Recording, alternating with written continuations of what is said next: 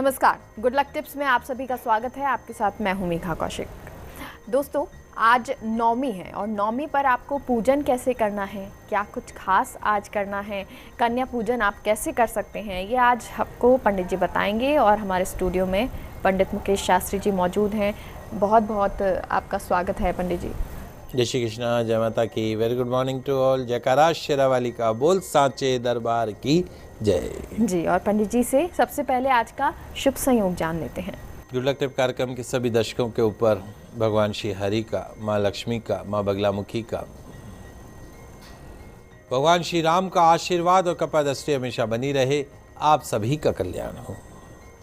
First India news के सभी दर्शकों को रामनवमी के त्योहार की हार्दिक शुभकामनाएं।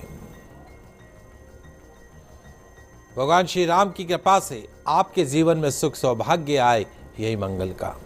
जय श्री राम। आज आपके पसंदीदा शो गुड लक टिप्स में हम बात करेंगे आज महानवमी पर किए जाने वाले कन्या पूजन की सरल विधि के बारे में। तो जल्दी से कागज कलम लेकर बैठ जाइए, लिखते जाइए, समझते जाइए।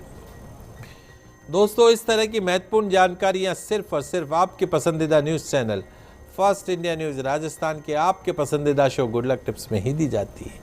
चलिए शुरुआत करते हैं आज के शुभ संयोग के साथ। दोस्तों, आज बुधवार का दिन है, दिनांक 21 अप्रैल सन 2021। वासंतिक नवरात्रा की आज नवमी तिथि है। आज रामनवमी का त्योहार मनाया जाएगा। माँ दुर्गा की नौवीं शक्ति का नाम है माँ सिद्धिदात्री। माँ सिद्धिदात्री जो है सभी सिद्धियों को प्रदान करने वाली है। नवरात्र पूजन के 9वें दिवस माँ सिद्धिदात्री की उपासना की जाती है। शास्त्रीय विधि विधान और पूर्ण निष्ठा के साथ साधना करने वाले साधक को सभी सिद्धियों की प्राप्ति हो जाती है। ब्रह्मांड पर पूर्ण विजय प्राप्त करने की सामर्थ्य उस साधक में आ जाती है। 9 दुर्गाओं में माँ सिद्धिदात्री अंतिम दुर्गा है।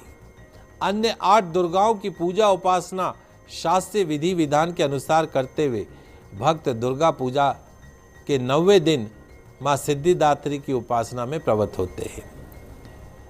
सिद्धिदात्री माँ की उपासना पूर्ण कर लेने के पश्चात में भक्तों और साधकों को लौकिक परलौकिक सभी प्रकार की कामनाओं की पूर्ति हो जाती है। तो आज माँ का पूजन मंत्र, या देवी सर्वभूतेषु माँ सिद्धिदात्री रूपेण संस्थिता नमस्तस्यै नमस्तस्यै नमस्तस्यै नमो नमः। या देवी सर्वभूतेषु माँ सिद्धिदात्री रूपेण संस्थिता नमस्तस्यै नमस्तस्यै नमस्तस्यै नमो नमः। या देवी सर्वभूतेषु माँ सिद्धिदात्री रूपेण संस्थिता नमस्तस्यै नमस्तस्यै नमस्तस्यै नमो नमः। इस मंत्र से, इस मंत्र के माध्यम से माता रानी को आज आपको प्रसन्न करना है। जी। और क्योंकि आज हम पूजन करते हैं पंडित जी, तो आज का पूजन समय क्या है? बहुत सी जगह विधान है नवमी के दिन कुलदेवी पूजन करने का। तो आज नवमी पूजन, कुलदेवी पूजन का शुभ समय क्या रहेगा वो मैं आपको बता देता हूँ। तो आज कुलदेवी पूजन का, नवमी पूजन का, हवन का जो सबसे शुभ समय रहेगा, सूर्योदय से प्रातः 9:13 तक। सूर्योदय से प्रातः 9:13 तक आप कुलदेवी पूजन कर सकते हैं, नवमी पूजन कर सकते हैं, हवन कर सकते हैं। तत्पश्चात में पूर्वाह्न 11 बजे से दोपहर 12 बजे के मध्य, पूर्वाह्न 11 बजे से दोपहर 12 बजे के मध्य आप कुलदेवी का पूजन कर सकते हैं, नवमी की पूजन आराधना कर सकते हैं, हवन आरंभ कर सकते हैं, कन्या पूजन आप कर सकते हैं। आप सभी दर्शक इस समय का लाभ उठाइएगा। जी। और अब पंडित जी आपसे जानना चाहेंगे, क्योंकि आज हम पूजन तो करने वाले हैं, तो क्या विशेष आज रहेगा? मैं अब आपको कन्या पूजन के बारे में बताने जा रहा हूँ। शास्त्रों के अनुसार 9 दिनों तक देवी शक्ति मनुष्य लोक में भ्रमण के लिए आती है। इन 9 दिनों में की गई उपासना आराधना से देवी भक्तों पर प्रसन्न होती है। लेकिन पुराणों में कहा गया है कि मात्र श्लोक से, मंत्र से, उपवास से, हवन से देवी को प्रसन्न नहीं किया जा सकता है। 9 दिवस के अंतर्गत 2 वर्ष से लेकर 10 वर्ष तक की कन्याओं का पूजन का विशेष महत्व बताया गया है। 9 दिवस तक रोजाना या नवमी के दिन छोटी छोटी नन्ही कन्याओं को अपने घर पे बुलाकर सुंदर गिफ्ट देकर उनको पूजन अर्चन करके, उनको भोग अर्पण करके माँ लक्ष्मी, माँ पार्वती, माँ सरस्वती का आशीर्वाद प्राप्त किया जा सकता है। शास्त्रों के अनुसार एक कन्या की पूजन से ऐश्वर्य की प्राप्ति होती है, 2 कन्या की पूजन से भोग की प्राप्ति होती है, मोक्ष की प्राप्ति होती है। 3 कन्याओं की पूजन मात्र से धर्म, अर्थ, काम की प्राप्ति होती है। 4 कन्याओं की पूजन से राज्य पद प्राप्त होता है। 5 कन्याओं के पूजन से विद्या की प्राप्ति होती है। 6 कन्याओं की पूजन से 6 प्रकार की सिद्धियां प्राप्त होती है। 7 कन्याओं की पूजा से राज्य सुख प्राप्त होता है। 8 कन्याओं के पूजन से संपदा प्राप्त होती है और 9 कन्याओं के पूजन से इस पूरी पृथ्वी के प्रभुत्व की प्राप्ति होती है। इस कोरोना काल के अंदर और कुछ आप कर पाए हो ना कर पाए हो, 9 कन्याओं का पूजन अवश्य कर लीजिएगा। जी, और पंडित जी पूजन विधि क्या है ये भी जानना चाहेंगे। आइए अब जान लेते हैं कि किस विधि से करें कन्या पूजन।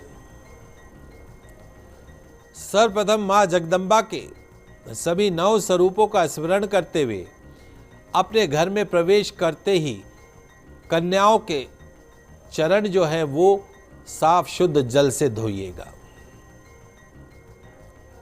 कन्याओं के चरण साफ शुद्ध जल से धोइएगा। उनके चरणों पर अक्षत, पुष्प, कुमकुम लगाइएगा। तत्पश्चात में उन कन्याओं को उचित आसन पर बैठाकर उनके हाथ में मोली बांधिएगा, उनके मस्तक पर बिंदी लगाइएगा। कन्याओं की थाली के अंदर हलवा, पूरी, चने परोसिएगा। एक पूजा की थाली तैयार कीजिएगा। उस पूजा की थाली जिसमें 2 पूरी, हलवा, चने रखे हों, उसके चारों तरफ हलवा और चना भी रखें। बीच में आटे से बना एक दीपक शुद्ध देशी घी में प्रज्वलित करना और उसके चारों तरफ हलवा पूड़ी रखना, चने रखने हैं। अब आपको कन्या पूजन करना है। मंत्र जो रहेगा कन्या पूजन करते हुए, ओम कुमारिये नमः, ओम कुमारिये नमः, ओम कुमारिये नमः, ओम कुमारिये नमः। इस मंत्र से कन्याओं का पंचोपचार पूजन करना है। कन्याओं की आरती करनी है। कन्या पूजन के पश्चात सभी कन्याओं को अपनी थाली में से प्रसाद थोड़ा सा खाने को दीजिए। बड़े ही प्रेम और आत्मीयता से कन्याओं को उनकी थाली परोसकर भोजन कराइएगा। भोजन के पश्चात उनके हाथ धुलाकर कन्याओं को उचित उपहार प्रदान कीजिएगा और कुछ द्रव्य राशि अर्थात कुछ रुपए भी उनको भेंट में दीजिएगा। उनके पाँव में महावर लगाइएगा, हाथों में मेहंदी लगाइएगा, तभी जाके देवी पूजा संपूर्ण होती है। अगर आपने घर पर हवन का आयोजन किया है तो कन्याओं के नन्हे हाथों से उसमें संविदा अवश्य दिलवाइएगा। उन्हें इलायची और पान का सेवन भी कराइएगा। इस परंपरा के पीछे मान्यता ये है कि देवी जब अपने लोक को जाती है तो उसे अपने घर की कन्या की तरह विदा किया जाना चाहिए। जैसे आपकी विवाहिता कन्या ससुराल से आपके घर आती है और जब आप उसको विदा करते हैं तो नाना प्रकार के सामान उसके ससुराल में गिफ्ट करने के लिए, उसको कपड़े, जेवरात इत्यादि, अपनी बिटिया को कैसे आप विदा करते हैं कितने प्रेम से, ठीक उसी प्रकार उन 9 कन्याओं को उतने ही प्रेम से, उतने ही गिफ्टों के साथ में विदा कीजिए। विदा करते समय जय माता दी बोलते हुए उनके चरण छूइएगा, उनसे आशीर्वाद प्राप्त कीजिएगा और उनके प्रस्थान के पश्चात में आपको स्वयं प्रसाद ग्रहण करना है। तो इस प्रकार आप सरल विधि से आज कन्या पूजन करके अपने जीवन में सौभाग्य को प्राप्त कर सकते हैं, अपने जीवन के बैड लक को गुड लक में कन्वर्ट कर सकते हैं। एक छोटे से ब्रेक के लिए रुकते हैं, आप कहीं मत जाइए, जल्द लौटते हैं।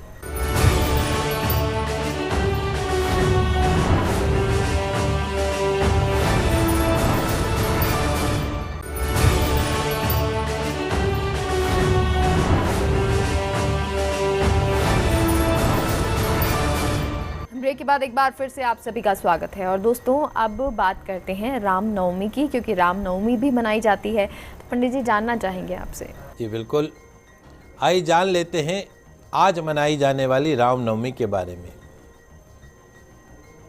विज्ञान और इतिहास के नज़रिए से देखा जाए तो रामायण और महाभारत दो महाकाव्य बताए गए हैं।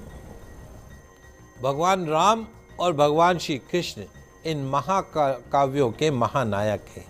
लेकिन धर्म, आस्था और विश्वास के नज़रिए से देखें तो हिंदू संप्रदाय को मानने वालों के लिए अलग अलग युगों के इतिहास ग्रंथ हैं, जिनमें अधर्म के नाश के लिए भगवान विष्णु के धरती पर राम और कृष्ण के मानव रूप में अवतार लेकर संसार को अधर्म और पाप से मुक्त करने की एक अमर कथा है।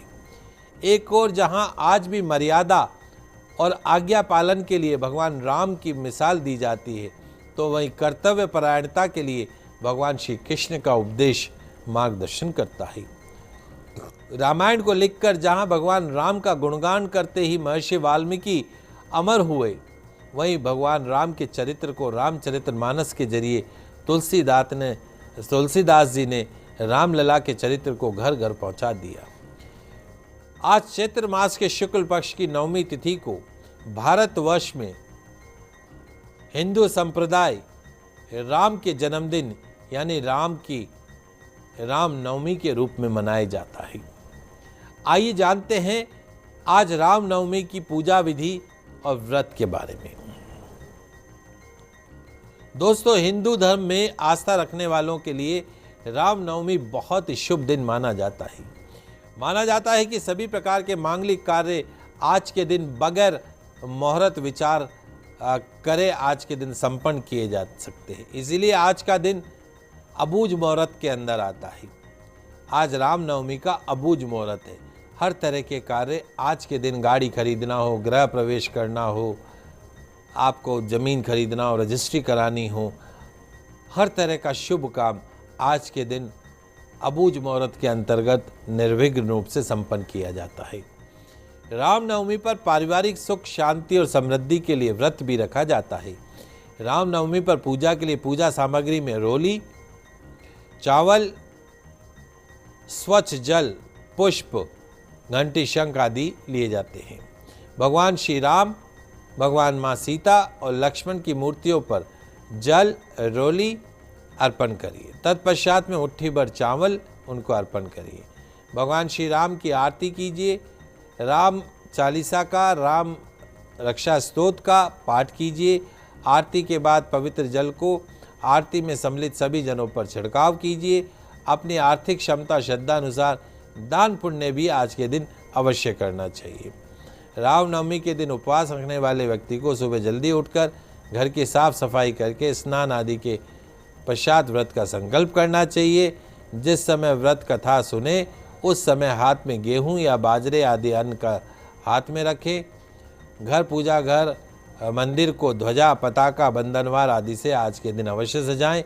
आज का दिन रामनवमी के त्यौहार के रूप में मनाइए। अपने घर को सुलक्षणों से युक्त कीजिए। निश्चित तौर पे भगवान श्री राम, माँ सीता, भगवान लक्ष्मण का और साथ में भक्त हनुमान का आशीर्वाद आपके ऊपर बना रहता है। जी, और पंडित जी, क्योंकि आज रामनवमी है, तो आज के दिन हम ऐसे क्या उपाय कर सकते हैं जिससे भगवान की कृपा हम पर बनी रहे? जी बिल्कुल, बासंतिक नवरात्रा के अंतिम दिन यानी महानवमी की रात को बड़ी से बड़ी मनोकामनाओं को पूर्ण करने में देरी नहीं लगती है। हिंदू धर्म शास्त्रों के अनुसार नवरात्रा की नवमी तिथि को माँ दुर्गा की महाशक्तियाँ अत्यधिक जागृत रहती है और इस समय जो भी इच्छा पूर्ति के लिए कोई भी उपाय करता है उसकी सभी मनोकामनाएं माँ दुर्गा की कृपा से पूर्ण हो जाती है। आइए जानते हैं माता की कृपा से कैसे पाए हर काम में कामयाबी। तो आज महानवमी के दिन माँ दुर्गा का ध्यान करके घर के मंदिर में गोबर के उपले पर पान, लौंग, कपूर, इलायची और गूगल के साथ कुछ मीठा रखकर माता रानी को उसकी धूनी दीजिएगा। निश्चित तौर पर आपकी सारी मनोकामना पूर्ण होगी। आज मां नवमी की रात्रि को चंदन और केसर पाउडर को मिलाकर पान के पत्ते पर रखिएगा।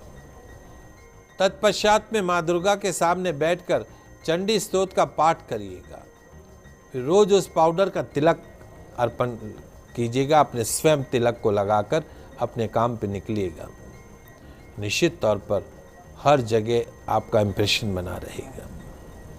किसी भी काम को पूरा होने में बाधाएं आ रही हो, हर्डल्स आ रही हो, तो आज माता रानी के मंदिर में पान का बीड़ा अर्पण कीजिएगा।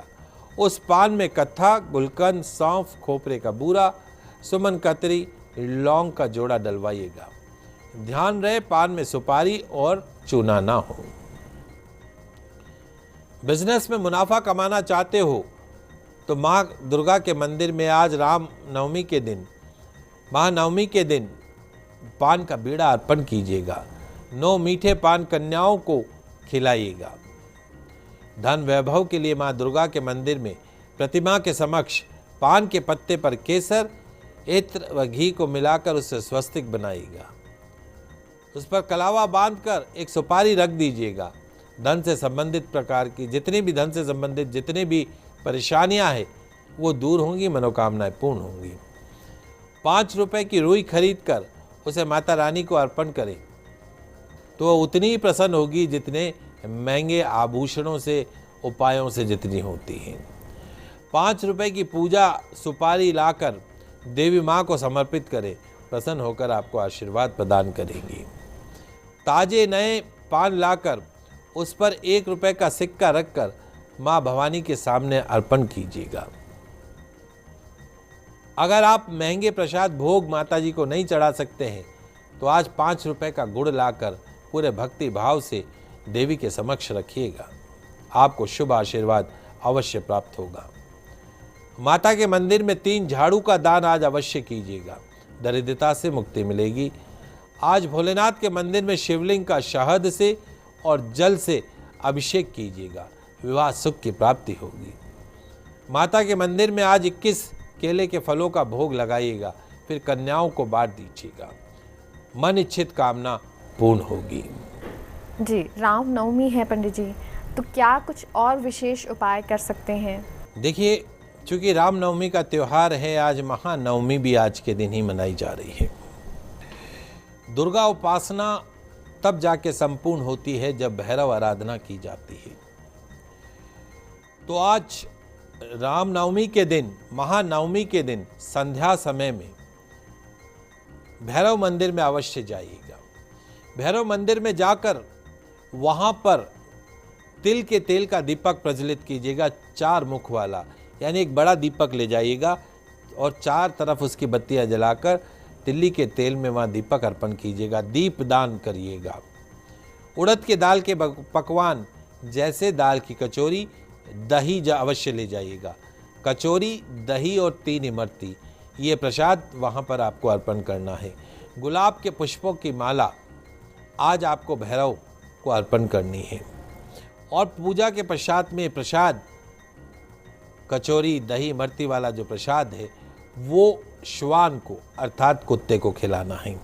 आज से ही नियम बांधिए, कम से कम 21 रविवार रोजाना कुत्तों को जो है 5-5 रुपए के बिस्कुट के पैकेट आते हैं पार्ले जी के, कम से कम 5 कुत्तों को आपको पैकेट खिलाने हैं, बिस्कुट के पैकेट। आपके जो काम में जो हर्डल्स आती है, रुकावटें आती है, अड़चन आती है, राहु केतु का जो प्रकोप आपकी जन्म कुंडली के अंदर है, उससे आपको मुक्ति मिलेगी। आज बुधवार का दिन है, रामनवमी का दिन है, महानवमी का दिन है, माता रानी का दिन है, और ऐसे में हम गणेश जी को न पूजे तो कैसे फिर पूजा संपूर्ण होगी। तो आज बुधवार को भगवान गणेश मंदिर में आपको दर्शन करना है। मंदिर यदि इस कोरोना काल में बंद हो तो घर पर ही ओम गंग गणपते नमः, ओम गंग गणपते नमः, ओम गंग गणपते नमः मंत्र से भगवान गणेश जी की पूजन अर्चन करनी है। दुर्वा अर्पण करना है, शमी पत्र अर्पण करना है, लड्डुओं का भोग अर्पण करना है। गौशाला आज अवश्य जाइएगा। गौशाला जाकर गौ माता की पूजन अर्चन कीजिएगा। गौ माता को पालक खिलाइएगा, लौकी खिलाइएगा, चारा खिलाइएगा। गौ माता को एक बाल्टी में पानी भरकर पानी भी पिलाइएगा। आज के दिन संभव हो तो गौ माता के गले में घंटी भी बांध दीजिएगा। गौ माता के चरणों की रज लाकर प्रतिदिन यदि आप उसका टीका मस्तक पर लगाते हैं, अपने और अपने परिवार के सदस्यों के मस्तक पर गौ माता के चरणों की रज टीके के स्वरूप मस्तक पर लगाते हैं, कोरोना वायरस आपको टच भी नहीं कर सकता ही। गौ माता के चरणों की रज में इतनी शक्ति होती है। तो आज गौ माता की पूजन अर्चना आपको अवश्य करनी है। गणेश जी महाराज की पूजा आपको अवश्य करनी है। चूंकि महानवमी का दिन है, कन्याओं को आपको, जैसे मैंने आपको बताया कि कन्याओं का आपको पूजन करना है और कन्याओं को गिफ्ट देना है। कन्याओं को गिफ्ट के अंदर श्रृंगार सामग्री आप दे सकते हैं। कन्याओं को गिफ्ट के अंदर आप विद्या से संबंधित सामग्री दे सकते हैं। कन्याओं को गिफ्ट के अंदर आप वस्त्र आभूषण इत्यादि आप उनको दे सकते हैं। और साथ में 9 कन्याओं के साथ में एक बटुक को भी आपको कुछ ना कुछ भेंट अवश्य देनी चाहिए। बटुक यानी छोटे बच्चे को, मेल को आपको जो है वो प्रसाद भी अर्पण करना है और उसको भेंट भी आपको देनी, तब जाके पूजा संपूर्ण होती है। तो इस प्रकार आज महानवमी के दिन भगवान श्री राम की आराधना, माँ सिद्धिदात्री की पूजन अर्चन करने से, कन्याओं के पूजन करने से संपूर्ण नवरात्रि का फल आपको प्राप्त होगा। माता रानी का पूर्ण आशीर्वाद आपको प्राप्त होगा। जी, तो जानकारी आपने पंडित जी हमें दी, बहुत बहुत शुक्रिया। आप सभी दर्शकों को एक बार पुनः रामनवमी की हार्दिक शुभकामनाएं। जय श्री कृष्णा, जय माता की जय श्री। तो दोस्तों, फिलहाल के लिए हमारे इस खास शो में इतना ही। आप देखते रहिए फर्स्ट इंडिया न्यूज़। नमस्कार।